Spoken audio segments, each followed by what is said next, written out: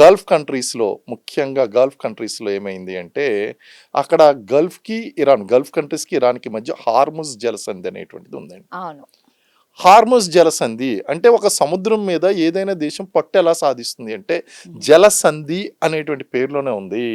ఇది మహాసముద్రం అంటే వందల కిలోమీటర్లు, వేల కిలోమీటర్లు విశాలంగా ఉంటాయి. కానీ జలసంధులు అనేటువంటివి 10 కిలోమీటర్ల దూరంతో వ్యాపించి ఉంటుంది. సన్నగా నేరో స్పేస్ అనమాట అండి. దాంతో పోలిస్తే దీని మీద పట్టు సాధించడం చాలా easy.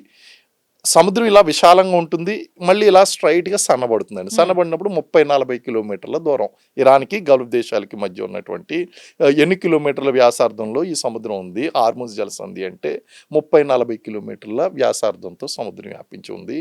It is very easy to control this way. ఇప్పుడు యుద్ధం ఎప్పుడైతే ప్రారంభమైందో ఇది ఏం చేసిందంటే గల్ఫ్ కంట్రీస్, ఓపెక్ కంట్రీస్ ఏదైతే ఉన్నాయో oil and petroleum exporting countries నుంచి వెళ్ళేటువంటి ఈ యొక్క హార్ముజ్ జలసంధి నుంచి వెళ్ళేటువంటి సప్లై లైన్ అంటాం. దీన్ని ఏమంటామంటే సప్లై లైన్. ఈ ట్యాంకర్స్, ఆయిల్ ట్యాంకర్స్ సముద్రం గుండా వెళ్తూ ఉంటాయండి. ఓ రకంగా చెప్పాలంటే ప్రపంచ చమురు అవసరాల్లో 20% ఈ జలసంధి నుంచే పోతుందండి. అంటే 100కి 20 బ్యారెళ్ళు ఇక్కడి నుంచి వెళ్తాయి.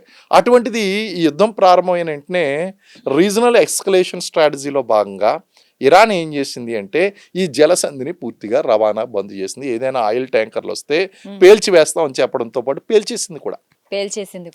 మన వైజాగ్ నుంచి బయలుదేరినటువంటి ఇరాన్కి చెందినటువంటి ఆయిల్ ట్యాంకర్ని పేల్చి పడేసిందండి.